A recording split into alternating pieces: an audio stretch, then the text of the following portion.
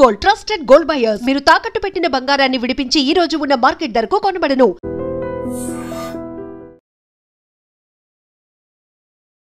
నా చావుకి ఎవరూ కారణం కాదు, కానీ నేను ఎవరికీ సమాధానం చెప్పాల్సిన అవసరం లేదు. కానీ అమ్మ, నీకు మాత్రం చెప్పాలి. నీకు ఒంట్లో బాగోలేకపోవడం వల్ల ఇక్కడ నేను ఎలా ఉంటున్నానో నీకు తెలీదు. ఇది ఆ అబ్బాయి ఆత్మహత్య చేసుకునే ముందు రాసినటువంటి సూసైడ్ నోట్లోని మాటలు. చాలా బాధాకరం. విశాఖలోని 4th town Dwaraka police station లిమిట్లో జరిగినటువంటి యువకుడి ఆత్మహత్య కారణం కూడా మనం చూస్తూనే కనుక అబ్బాయి MBA చేశాడు. శ్రీకాకుళం జిల్లా గార మండలం కొర్లం విలేజ్కు చెందినటువంటి సంపత్ కుమార్ జాబ్ ట్రయల్స్ మీద వైజాగ్ వచ్చాడు. అనేక ప్రయత్నాలు చేస్తున్నాడు. అయినా కూడా అనుకున్నటువంటి ఉద్యోగం రాకపోవడంతో చాలా ఆర్థికంగా ఇబ్బందులు ఎదుర్కొన్న పరిస్థితిలో ఇంకా నేనేం సాధించలేకపోయాను, అందుకే చనిపోవాలి అనుకుంటున్నాను అంటూ సూసైడ్ నోట్ రాసి తనువు చాలించినటువంటి ఆ యువకుడు గురించి అబ్బాయి రాసినటువంటి సూసైడ్ నోట్ ఒక్కసారి చదువుదాం. ఎందుకంటే ముగ్గురు మగపిల్లలు, వాళ్ళలో అబ్బాయి మూడోవాడంట. MBA చదివాడు, మంచి చలాకీగా ఉంటాడు, మంచివాడు, ఇన్నోసెంట్గా ఉంటాడు అంటూ కూడా ఆ రూమ్మేట్స్ చెప్తున్నారు. ప్రస్తుతానికైతే ఇక్కడ శంకరమఠంలో ఉన్నటువంటి మధురా నగర్లో ఆ అబ్బాయి ఒక రూమ్లో మిగతా ఒక ముగ్గురుతో కలిపి, అంటే 4 మెంబర్స్ షేరింగ్తో ఉంటున్నారు. అయితే అనేక జాబ్ ట్రయల్స్ కూడా చేశాడు. ఇక్కడికి వచ్చిన తర్వాత ఎక్కడికైనా వెళ్ళాలి, ఉద్యోగం కోసం తిరగాలన్నా బైక్ అవసరం కాబట్టి ఫైనాన్స్ మీద బైక్ కూడా తీసుకున్నాడట. అయితే EMI తీసుకున్న దగ్గర నుంచి నెక్స్ట్ మంత్ నుంచి కూడా అబ్బాయి EMI కట్టలేనటువంటి పరిస్థితి ఉంది. దాంతో ఆ బైక్ కూడా వాళ్ళు తీసుకున్నారు అనే ఉద్దేశం, మనస్తాపానికి గురయ్యాడు. మొత్తం ఇవన్నీ కలిపి ఒకవైపు MBA చేశాడు, ఇంకొక వైపు ఊరు కాని ఊరు వదిలి ఇక్కడ విశాఖలో జాబ్ సెటిల్ అవ్వచ్చు అని వచ్చాడు. అయినా కూడా ప్రయోజనం లేకపోయింది. అందుకే ఏమీ సాధించలేకపోయాను అనే ఒక నిరాశ, నిస్పృహ అబ్బాయిని వెంటాడింది. మరొక వైపు అవసరాల నిమిత్తం కొనుక్కున్న బైక్ను కూడా తను కాపాడుకోలేకపోయాను, ఆ బైక్ కావాల్సినటువంటి అమౌంట్ పే చేయలేకపోయాను అనే మరొక బాధ. ఇవన్నీ కలిపి అబ్బాయి వాళ్ళ అమ్మకు మాత్రమే తన పెయిన్ అనేది చెప్పుకొస్తూ షేర్ చేసుకుంటూ సూసైడ్ నోట్ రాసి తనువు చాలించాడు. ఒక్కసారి సంపత్ కుమార్ రాసినటువంటి సూసైడ్ నోట్ ఒకసారి చూద్దాం. నా చావుకి ఎవరు కారణం కాదు, నాకు బ్రతకాలని లేదు, అందువల్లే ఈ నిర్ణయం. అమ్మా, నీకు బాగోలేకపోవడం వల్ల నేను ఎలా ఉన్నానో నీకు తెలియదు. అయినా మీరందరూ బాగుండాలి అనుకుంటున్నాను.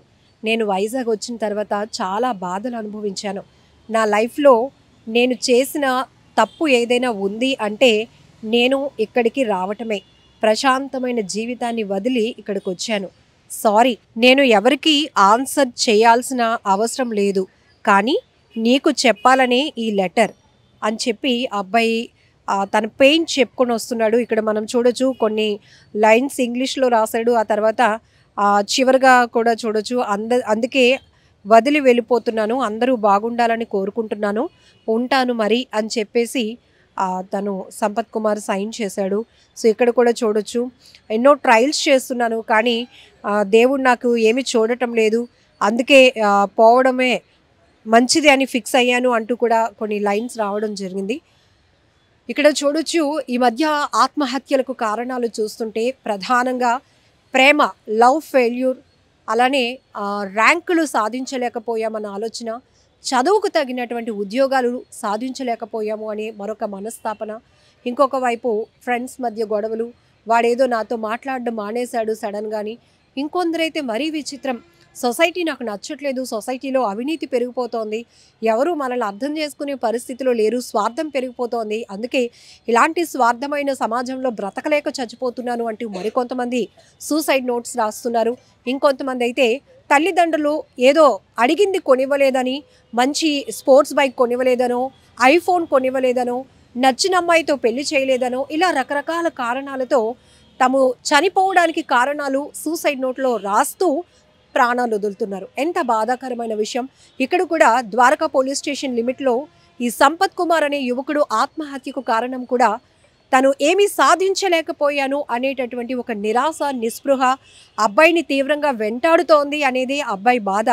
అది కూడా నేను ఎవరికి ఆన్సర్ చేయాల్సిన అవసరం లేదు అమ్మ, నీకు తప్ప. నీకు హెల్త్ బాగోకపోవడం వల్ల నేను ఇక్కడ ఊరి నుంచి వదిలి విశాఖ వచ్చిన దగ్గర నుంచి నేను ఎలా ఉంటున్నానో నీకు తెలియటం లేదు. కానీ ఇది నా పరిస్థితి అంటూ ఆ అబ్బాయి చెప్పుకొచ్చాడు. ఇప్పుడు ఆ రూమ్మేట్ ఒక అబ్బాయితో కూడా మనం మాట్లాడించినప్పుడు ఆ అబ్బాయి కూడా చెప్తున్నాడు, చాలా ఇన్నోసెంట్ మేడం చనిపోయినటువంటి అబ్బాయి, చాలా సెన్సిటివ్గా ఉంటాడు. జాబ్ ట్రయల్స్ అయితే మరి ముందు నుంచి అబ్బాయికి హ్యాబిట్స్ ఉన్నాయో లేదో తెలియదు, కానీ ఇక్కడ మాత్రం రూమ్లో డ్రింక్ చేస్తూ ఉండేవాడు, స్మోక్ చేస్తూ ఉండేవాడు. అయితే ఆ జాబ్ ట్రయల్స్కి బైక్ అవసరం ఉంది కాబట్టి ఒక బైక్ కూడా ఫైనాన్షియల్లో కొనుక్కున్నాడు. కానీ 15,000 రూపాయలు డౌన్ పేమెంట్ కొని బైక్ తెచ్చుకున్న తర్వాత ఒక్క ఈఎంఐ కూడా పే చేయలేనటువంటి పరిస్థితి. దాంతో బైక్ కూడా వాళ్ళు తీసేసుకున్నట్టున్నారు. అది కూడా ఒక రకమైన పెయిన్ అబ్బాయిని వెంటాడింది. ఇవన్నీ కూడా అబ్బాయి ఆల్ ఆఫ్ సడన్ ఒక్కసారిగా మేము ఎవరు లేని టైంలో ఆత్మహత్య చేసుకున్నాడు అంటూ కూడా అబ్బాయి చెప్తా ఉన్నారు. ఏదేమైనప్పటికీ చాలా బాధాకరం. అసలు మానవ జన్మ అనేది గొప్ప వరం అంటారు, కానీ ఇప్పుడు ఈ మధ్య కాలంలో కొన్ని సూసైడ్లు కానీ హత్యలు చూస్తుంటే చాలా ఈజీగా ప్రాణాలు తీసుకుంటున్నారు, ప్రాణాలు తీసేస్తున్నారు. రెండూ చాలా ఈజీగా సులభమైపోతున్నది. ఎందుకంటే చిన్న చిన్న సమస్యలు కూడా ఫేస్ చేయలేనటువంటి ధైర్యం లేక, సాహసం లేక, లేకపోతే మనం ఒంటరి వాళ్ళం, అందరూ ఉన్నా మన పెయిన్ ఎవరు షేర్ చేసుకోరు, మన బాధని మన సమస్యని ఎవరు వినరు, విన్నా పట్టించుకోరు అనేటటువంటి ఒక అభద్రతా భావం, వీటన్నిటి వల్ల వాళ్ళలో వాళ్ళే క్షణికావేశానికి లోనై అనాలోచితమైన నిర్ణయంతో ఇలాంటి ఆత్మహత్యల వైపు వెళ్తూ ఉన్నటువంటి పరిస్థితులు చాలా దారుణం. ఇది కూడా సంపత్ కుమార్ ఒక్కసారి తను MBA చదివినటువంటి స్టూడెంట్, అంతవరకు చదువుకోవడానికి రాణించినటువంటి నీ మైండ్ సెట్ తర్వాత ఇంకేదైనా జాబ్ దొరుకుతుంది, కాస్త వెయిట్ చేద్దాం, మనకు చాలా బ్రైట్ ఫ్యూచర్ ఉంది, మన కన్న తల్లిదండ్రుల గురించి కూడా మనం ఆలోచించాలి, ఒక విలేజ్ నుంచి వచ్చినటువంటి నేను ఖచ్చితంగా ఎక్కడైనా ఒక జాబ్ కొట్టి మంచిగా సాధించి మళ్ళీ పేరెంట్స్తో హ్యాపీగా ఉండాలి, పెళ్లి చేసుకోవాలి, సెటిల్ అవ్వాలి అనే ఆలోచన ఎక్కువగా బలంగా ఉంటే కనుక ఈ పాటికి నువ్వు ఎలాంటి అనాలోచితమైన నిర్ణయం తీసుకునేవాడు కాదేమో. బట్ అంత ఈజీగా దేన్ని మనం అనాలిసిస్ చేయలేం. కానీ ఇదైతే అంత పెద్ద సమస్య కాదు. తను రాసిన సూసైడ్ నోట్లో ఏమీ సాధించలేకపోయానని, MBA చదివినా కూడా ఉద్యోగం రాలేదని, అందుకే చనిపోవాలనుకుంటున్నాను అంటూ కూడా తను రాసినటువంటి సూసైడ్ నోట్ బట్ అయితే మనం చెప్పొచ్చు. బట్ ప్రతి సమస్యకి సొల్యూషన్ ఉంటుంది, అది వెతుక్కునే ధైర్యం మనలో ఉన్నప్పుడు మాత్రమే. అంతే తప్ప ఇలా పిరికితనంతో ఆలోచన చేసి చనిపోవాలి అనుకుంటే ఎన్నో జీవితాలు ఆగిపోవాల్సిందే. సో ఈ ఘటనపై మీరేమంటారో కూడా కామెంట్ బాక్స్ లో మెన్షన్ చేయండి. అసలు మీ తమ్ముడు ఆత్మహత్య చేసుకోవడానికి కారణం ఏంటి? ఏమో తెలియదు మేడం. ఏం చదువుకున్నాడు? MBA చేశాడు. MBA చేశాడు. అంటే వైజాగ్ ఎందుకు వచ్చాడు? మీరు శ్రీకాకుళంలో ఏ ఊరు? మాది శ్రీకాకుళం దగ్గర గారమండ నుంచి కొన్ని కొరలు అక్కడ పిలుస్తుంటారు. జాబ్ కోసం వచ్చాడు. జాబ్ 2 సంవత్సరాల నుంచి ఎలాగ తిరుగుతాండి ఇక్కడ. కానీ అప్పుడప్పుడు వస్తాడు, వెళ్ళిపోతూ ఉంటాడు అంతే. రైట్లే మాకు సగం రాత్రి 10 గంటలకు ఫోన్ వచ్చింది, వస్తే ఇక్కడికి వస్తుంది. సూసైడ్ నోట్ రాసాడు. ఎంతమంది మీరు పిల్లలు మొత్తం? అది చిన్నోడు. మేము ముగ్గురు అబ్బాయిలేనా? ముగ్గురు అబ్బాయిలు. బైక్ ఏదో కొనుక్కున్నాడని మీకు చెప్పాడా? అదేమో తెలియదు మేడం. బైక్ మాత్రం తెచ్చాడు అక్కడికి, స్కూటీ. ఏదో బైక్ కొన్నాడు, బైక్ EMI కట్టలేదు అని తెలిసింది. ఏమైంది? మా రూమ్కి వచ్చేసరికి అయితే అబ్బాయి వేకెన్సీ వచ్చేటప్పటికి బండితో ఏం రాలేదు. ఎన్నాళ్ళు అవుతుంది అబ్బాయి? 2 నెలల సగం అవుతుంది. ఏ బైక్ కొన్నాడు? అంత అడిలేదు.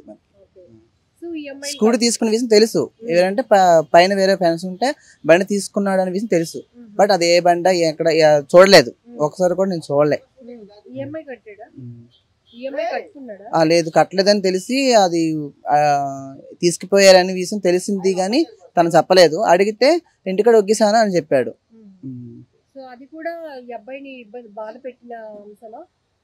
మేబీ కావచ్చు.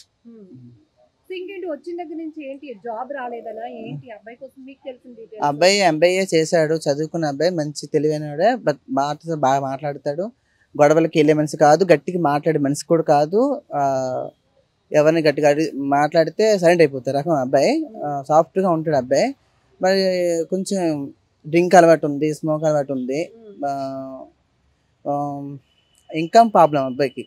చదువుకుంది కాబట్టి తను చేశాడు అని చేస్తాడు, బట్ తిరుగుతూ ఉంటాడు. బట్ ఏంటని తెలియదు. ఎందుకంటే రూమ్మేట్ పరంగా మేము మా టైమింగ్స్ ఏమంటే ఎక్కువ ఉండం రూమ్ లో.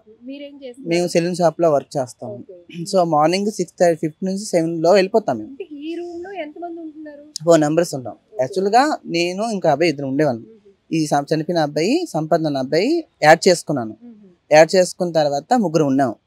ఆ అబ్బాయి యాడ్ చేసుకుని 2 నెలలకి వేరే అబ్బాయిని యాడ్ చేసుకున్నాను. 1 మంత్ అవుతుంది, ఇంకో వేరే అబ్బాయిని యాడ్ చేసుకున్నాను.